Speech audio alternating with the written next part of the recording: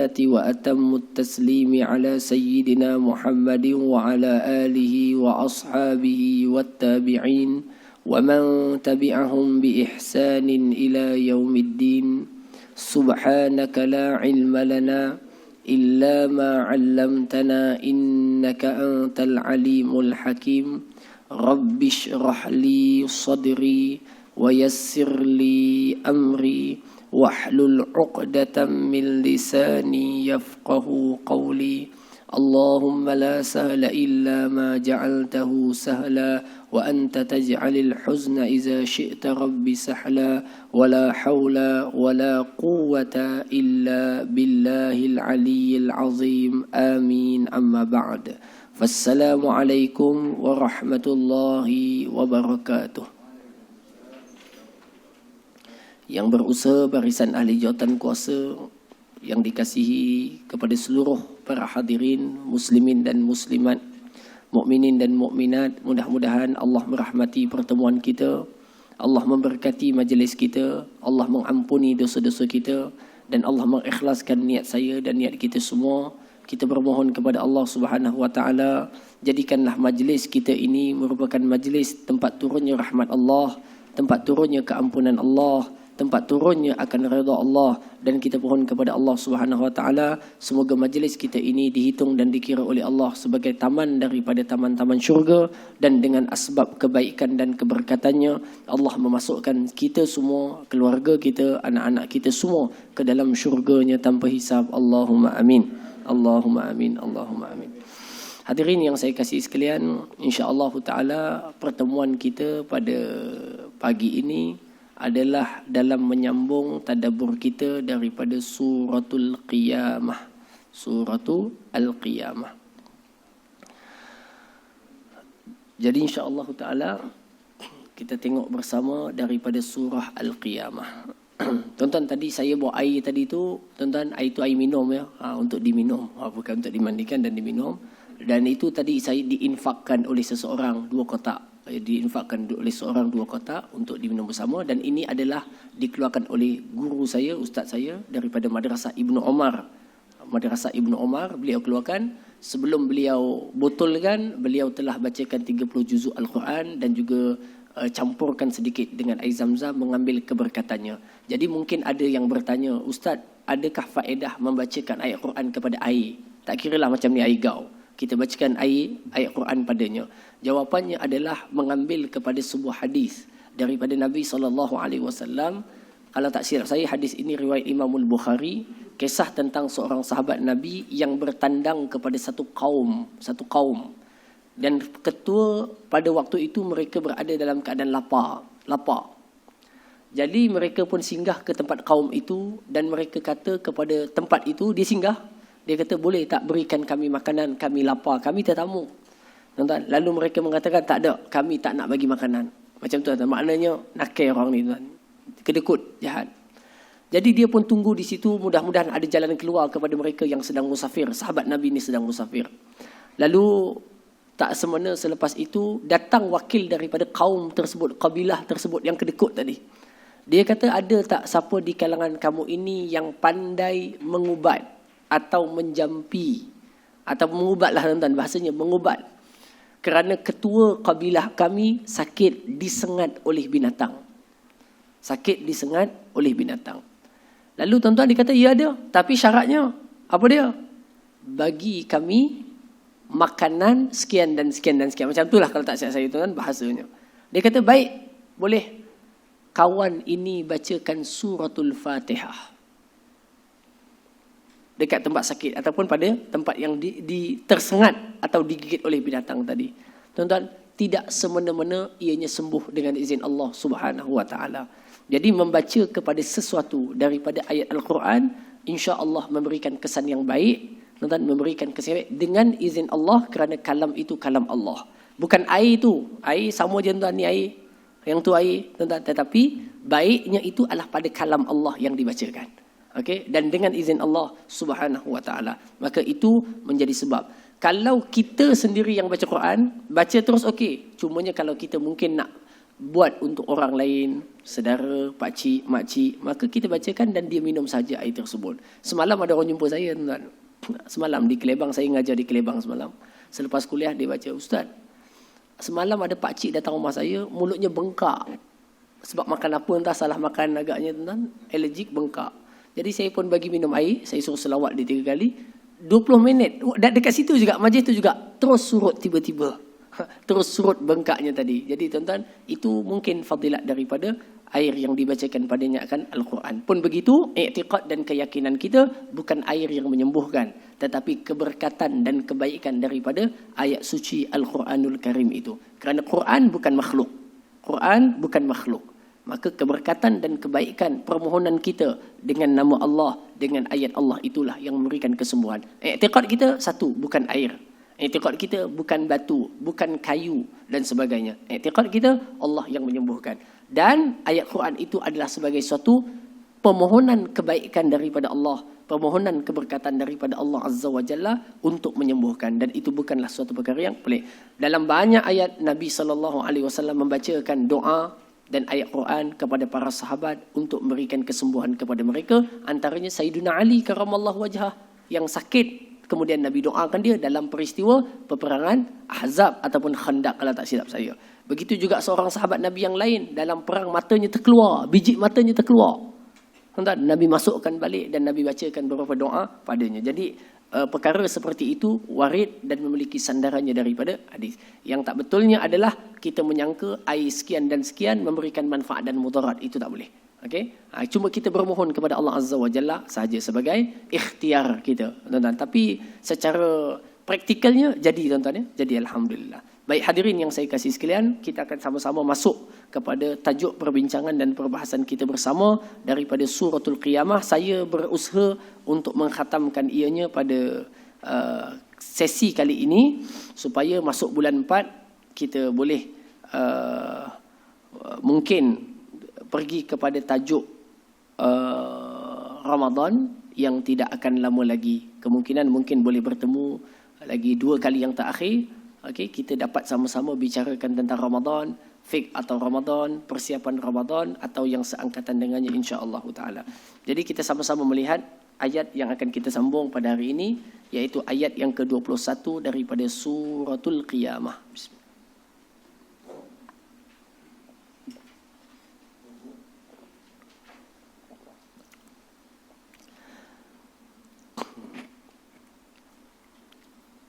أعوذ بالله من الشيطان الرجيم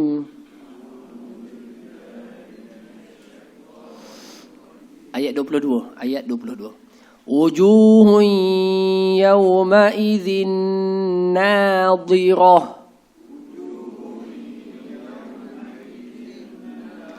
إلى ربها ناظرة ووجوه يومئذ باسرة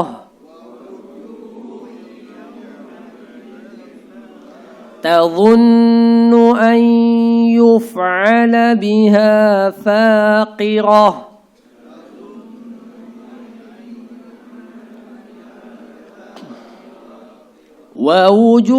وكلا إذا بلغت التراقي وقيل من راق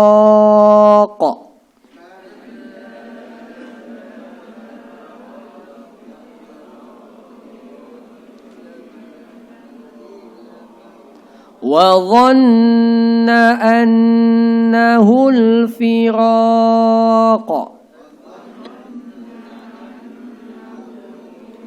والتفت الساق بالساق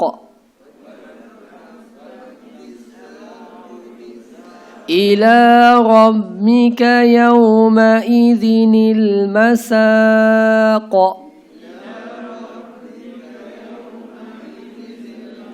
فلا صدق ولا صلى ولكن كذب وتولى ثم ذهب إلى أهله يتمطى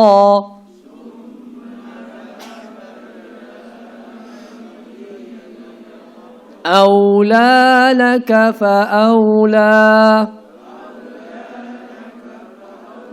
ثم أولى لك فأولى Sadaqallahul Azim. Suratul Qiyamah ayat yang ke-22. Allah Azza wa Jalla berfirman, wujuhun yawma idzin nadirah. Dan wajah-wajah pada hari itu, hari apa? Hari akhirat nanti. Yawma idzin, pada hari itu, nadirah, ada wajah yang berseri-seri, bercahaya-cahaya, indah dan cantik. Kenapa? Sebab seronok melihat kenikmatan dan keindahan syurga Allah Subhanahu wa ta'ala. Dia seronok melihat keindahan syurga Allah Subhanahu wa ta'ala. Ila rabbiha nazirah, yang mana dia itu, tuan-tuan, kepada Tuhannya dia melihat. Tuan-tuan, di sini ada satu perbahasan penting untuk kita sama-sama tahu dan ambil pelajaran. Apa dia? Orang yang dimasukkan ke dalam syurga, dan mudah-mudahan kita termasuk di kalangan mereka, Allahumma amin. Mereka apabila sampai sahaja di dalam syurga, melihat segala keindahan, kenikmatan, kegembiraan di dalam syurga, wajah mereka akan menjadi riang gembira tidak terkata. Nadirah, berseri-seri wajahnya. Okey, jadi kerana apa? Kerana nikmat yang banyak itu. Kerana nikmat yang banyak itu. Lalu Allah Azza wa Jalla menyebut, nanti dikatakan kepada ahli syurga, wahai ahli syurga, hendak tak aku tambahkan kepada kalian nikmat lagi? Lalu ahli syurga menjawab, sebegini sudah nikmat, adakah nikmat lagi? Begitu ahli syurga katakan. Lalu diangkatkan hijab. Maksudnya apa? Mata-mata mereka jadi terlihat, ataupun pandangan mereka terlihat. Dibukakan Allah Ta'ala hijab. Tuan-tuan, sebelah kanan kiri kita ada siapa? Raqib dan Atid, betul? Baik, sekarang tuan-tuan nampak tak dia? Kenapa tak nampak? Sebab ada penghalang. Penghalang dalam bahasa Arab namanya hijab. Bukan sebab tak ada mata, mata ada. Mata ada ni, ada mata. Bukan sebab dia tak ada, dia pun ada. Kerana Quran sebut, ma yalfadhu min qawlin illa ladaihi raqibun atid. Tidak ada satu pun yang kamu lafazkan melainkan ada raqib dan atid. Ada. Mata kita ada, dia pun ada. Tapi kenapa kita tak nampak dia? Kerana batasan mata kita dihalang melihatnya. Maknanya kita diterbataskan pandangan itu kepada yang kita tak boleh pandang. Boleh faham tak? Ada orang tu ramai, bukan sikit, yang Allah Ta'ala berikan kepadanya hijab terbuka. Saya rasa tuan-tuan mungkin ada saudara mara yang ada masalah seperti itu. Kan? Hijabnya terbuka. Kadang-kadang dia duduk sorang-sorang, dia jadi takut sebab ternampak contohnya. Ada yang dia pergi ke mana-mana, dia nampak di sana dia boleh kata ada kat kepala hang, ada kat ni. Hijabnya terbuka. Tuan-tuan, maknanya apa? Di situ telah memberikan dalil dan bukti kepada kita, bukan kerana mata yang tidak ada. Mata wujud. Yang diceritakan dalam Quran pun wujud. Ada juga. Tuan-tuan, bezanya apa? Keterbatasan pandangan itu, hadnya seperti itu. Dihalang sampai situ je. Lebih daripada tu tak nampak. Kita cuma nampak yang kasar-kasar. Tapi makin tua yang kasar pun dah tak nampak lah. Dah tua ni yang kasar pun tak nampak. Jadi hadirin yang saya kasih sekalian, maknanya apa? Pandangan itu terhijab, lalu ada benda yang kita tak nampak. Dah boleh faham tuan-tuan? Begitulah nanti di dalam syurga. Seorang itu masuk ke dalam syurga, mereka mendapat nikmat syurga, gembira tidak terkata mereka. Lalu difirmankan kepadanya, hendak tak ditambahkan lagi nikmat? Mereka terkejut, sudah macam ni nikmat dan seronok, adakah lagi yang lebih? Lalu diangkat hijab. lalu ila rabbiha nazirah. Pandangan mereka itu dapat melihat Allah Azza wa Jalla. Cara macam mana angkat hijab itu kita serahkan pada Allah. Kita tak tahu. Macam mana sekarang ni tuan-tuan pun tak boleh nampak malaikat, tak boleh nampak jin. Kerana apa? Ada hijab. Jadi serahkan. Dan macam mana pula orang yang boleh nampak tu boleh nampak? Itulah kerja Allah SWT.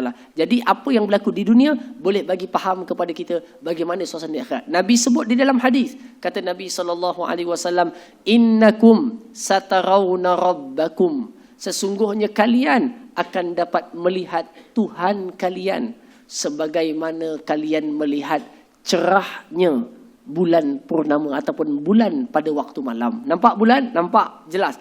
Pada waktu di akhirat nanti kalian akan dapat memandang dan melihat kepada Allah Subhanahu wa taala ketika hijab itu dibuka dan penduduk syurga dapat melihat Allah. Mereka merasakan itu nikmat yang lebih sedap daripada syurga yang mereka diami. Itu nikmat yang lebih sedap daripadanya. Tuan-tuan, betul tak memandang ini nikmat? Cuba kita naik ke Cameron Highland, kita pandang dekat teh boh tu. Boh teh ke teh boh? Teh boh, bukan boh teh. Sama aja tuan-tuan. Dua-dua boleh. Naik dekat tempat teh boh tu, tuan-tuan, naik yang tinggi, kita tengok pemandangan alam. Waktu tu kita apa? Seronok dan indahnya. Indahnya rasa kat sini. Yang tengok matanya. Artinya apa? Pandangan juga merupakan faktor pemberi keseronokan dan kebahagiaan di dalam hati kita. Rumah sepah. Nampak tengok je serabut dah. Tengok rumah sepah je serabut dah. Masuk hotel, kemas cantik. Pasal orang yang kemas kan, hotel. Kemas. Kita rasa senang, tenang je. Balik rumah, balik semula, serabut jadinya sepah. Nampak tak? Kenapa? Kerana pandangan juga merupakan faktor keseronokan. Hadirin yang saya kasih sekalian, ahli syurga di dalam syurga, setelah diangkatkan hijabnya, dia dapat melihat Allah Azza wa Jalla, dan itu merupakan nikmat yang sangat-sangat indah bagi mereka pada waktu itu. Semoga Allah rezekikan kita di kalangan mereka, Allahumma amin, dapat melihat Tuhan yang kita sembah sejak kita di dunia, sejak kita akal baligh sampailah ke hari ini. Semoga Allah Subhanahu wa taala mengurniakan kita semua kebaikan tersebut, dan Allah taala memelihara kita daripada perkara yang dapat menghalang kita daripadanya. Allahumma amin, Allahumma amin. Tuan-tuan dah dapat masuk syurga ni, dapat tengok Tuhan ni, tuan-tuan, lupa semua kesusahan-kesusahan dunia. Lupa semua, tak ingat apa lah, tuan-tuan. Kerana nikmat dan seronoknya syurga Allah Subhanahu wa taala. Dalam masa yang sama ada satu lagi golongan nanti di akhirat. Wa wujuhun yawma idzim basirah.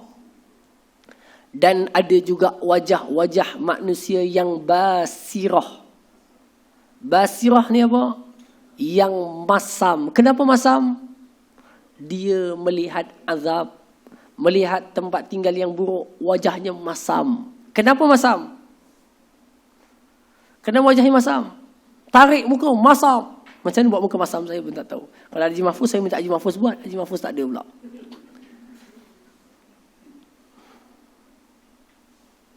Muka masam. Kenapa? Kerana melihat di depan mereka itu azab.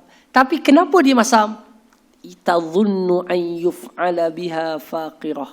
Mereka meyakini, percaya.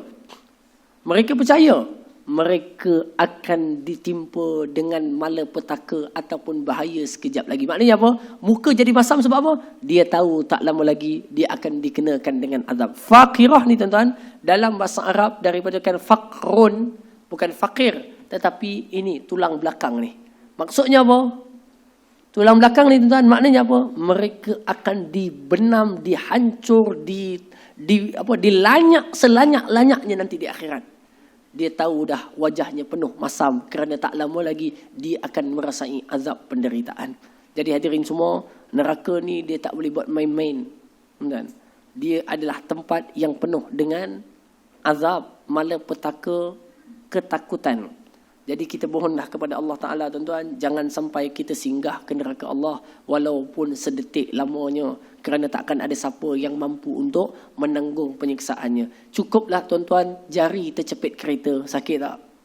Sakitnya seminggu tuan-tuan. Yang ni bukan tercepit, ini dibantai oleh malaikat Zabaniyah. Zabaniyah bukan kecil, lagi besar daripada Masjid Muttaqin. Tuan, kita kecil, tuan. Okey, dia lagi besar daripada baju takin. Sekali hempuk je kita, tuan, habis. Itu baru itu, belum dengan apinya, belum dengan sungainya, belum dengan minumannya, belum dengan pokok zakumnya dan lain-lainnya. Semoga Allah pelihara kita, tuan. Allahumma amin. Quran kata apa? Kalla, sekali-kali tidak. Maksudnya apa? Ingat tak ayat sebelum ni kita bicarakan apa? Mereka tak percaya kepada kiamat. Kalla, sekali-kali tidak. Kamu itu mendustakan adanya hari kiamat selepas hidup ini. Bukankah begitu? Orang kafir. Dan iza balagatit taraqi. Sekali-kali tidak. Kamu tadi dustakan, tidak, bukan dengan kamu pendustaan kamu itu. Iza balagatit taraqi, apabila sampai roh itu dekat taraqi. Tuan-tuan, siapa yang ambil bidang sains, saya rasa ramai. Kita sebut trakea. Trakea ni kat mana? Itu bahasa sains kan? Dalam sains trakea dia, tuan-tuan. Di sini. Tu Quran sebut taraqi, trakea. Taraqi, apabila roh itu sampai dekat kerongkong. Kerongkong mana? Dekat tengkuk, di antara tengkuk dengan halqum, itu tengah. Okay, dan itu kawasan tu namanya kerongkong. Maksudnya apa? Sekali-kali tidak. Nanti saat roh kamu dicabut keluar, baru kamu yakin betul adanya alam satu lagi namanya akhirat. Kenapa, tuan? Sampai dah dekat sini, mereka nampak segala-galanya. Yang paling dia nampak apa dia? Malaikat yang tukang cabut nyawa dia. Ini malaikatnya. Ini malaikat. Waktu tu jasad terbujur layu. Itu tak ada dah. Roh kita yang ada. Masa keluar dah sampai sini, nampak mereka segala-galanya. Kalla idza balagatit taraqi wa qila man raq. Dikatakan kepada orang itu, siapakah yang bawa naik roh kamu ini? Maksudnya, benar? Maksudnya apa? Ini adalah satu ayat ketika mana di dunia mereka menafikan lepas mati ini ada alam akhirat, ada kehidupan, ada alam ghaib. Dia tak percaya itu. Tapi ingat, nanti saat roh kamu dicabut, waktu tu baru kamu boleh dikatakan, siapa yang cabut sekarang ni? Percaya tak adanya malaikat? Faham kan? Waqila man, siapa? Raq. Raq ini dalam bahasa Arab artinya yang naik. Maksudnya apa? Roh ini akan dibawa naik. Siapa yang tukang ambil roh? Sama ada malaikat azab ataupun malaikat rahmat. Dua jenis saja. Kalau malaikat azab, dia akan ambil dengan penuh kebencian, paksaan, siksaan dan kesakitan. Dia tak kira siapa. Kerana apa? Inilah roh yang tidak beriman kepada Allah Subhanahu wa taala akan diambil dengan penuh kehinaan. Sebaliknya, orang yang beriman, semoga Allah tetapkan kita dengan penetapan iman yang kuat sampailah roh kita dicabut, lalu roh itu diambil oleh malaikat rahmat yang akan diambil dengan penuh kelembutan, dengan penuh kebaikan. Pun begitu, sakit juga. Dia tarik tu dengan rahmat pun sakit juga. Sakit tetap sakit. Kenapa, tuan? Kerana roh dan jasad telah sebati lama. Tuan-tuan ikut berapa tahun dah? Haji hidup berapa tahun dah, Haji? 3 tahun? 63? Umur semua lah. Allahu Akbar, muda lagi, tuan-tuan. Baru 69. Tuan Mahathir dah 95. Muda lagi lah, tuan-tuan. Ada 20 tahun lagi. InsyaAllah. Tuan-tuan, 69. 69 tahun. 69 tahun lebih. Katalah 70 tahun, roh dan jasad kita sebati dah. Sebati. Jadi bila nak pisahkan roh dan jasad, nak tarik balik semula, tuan-tuan, pastinya ada kesakitan. Nabi SAW merupakan Sayyidul Mursalin, penghulu bagi segala rasul, penghulu ahli syurga, sebaik-baik manusia, semulia-mulia makhluk Allah Subhanahu wa taala, pun keluar perkataan ataupun bunyi rasa sakit saat rohnya dicabut. Apatah lagi kita, tuan-tuan. Maknanya begitu. Itu kadar malaikat rahmat yang tarik. Tuan-tuan, jadi tuan-tuan, biarlah roh kita itu malaikat rahmat yang tarik, jangan malaikat azab. Tuan-tuan. Malaikat rahmat itu pun dah sakit, bayangkan malaikat azab yang tarik. Wal-iyadzubillah. Kita mohon kepada Allah Ta'ala perlindungan. Waqila, dikatakan kepada orang itu, man raq. Ini ayat, dulu kamu kat dunia tak percaya malaikat ada. Sekarang kamu dah tengok dah, alam satu lagi yang kamu sampai apa dia? Alam akhirat, alam ghaib pada waktu itu dicabut dan ditarik oleh para malaikat Allah Subhanahu Wa Taala. Kamu nampak dah malaikat, nampak segala-galanya. Tuan-tuan, pada saat dan waktu itu barulah mereka yakin. Quran kata apa? Wa dhanna annahul firaq. Pada waktu itu barulah dia yakin bahawa dia memang betul-betul mati. Tuan-tuan, kita orang beriman ni, kita yakin tak semua orang akan mati? Ada orang yang hidup tetapi tak mau mati atau takut mati. Ketika malaikat cabut dah, wa dhanna annahul firaq, baru dia kata betul mati. Mati dah. Rohnya keluar, roh tu tengok balik jasad dia, mati dah. Betul-betul mati dah. Wa dhanna annahul firaq, dia yakin dia mati dah pada waktu itu. Wal taffatis saqu bis-saq. Wal taffata ni tuan-tuan maknanya apa? Iltifat. Iltafata dalam bahasa ni tuan-tuan maknanya terangkum. Iltafata maknanya terangkum. Saqu bis-saq. Saq ni tuan-tuan maknanya peha. Okey, saqu bis-saq, peha ataupun betis ya, betis. Saq bis-saq, betis. Tapi makna betis ni ulama kata dengan makna zahir apa dia? Betul kamu dah mati, kain kapan membalut betis bertemu betis. Kan dirapatkan begitu? Kan? Betul. Tetapi ulama tafsir lain mengatakan tak. Dia kata apa? Penggunaan perkataan saq dalam bahasa Arab adalah menunjukkan satu perkara yang sukar. Contohnya, bila perang mereka akan kata, ayo kita pergi betis, bertemu betis. Maknanya apa? Satu pertempuran yang sengit. Macam tu bahasanya. Faham tak? Maka Quran kata apa? Wal taffatis saqu bis-saq. Wahai orang-orang kafir, pada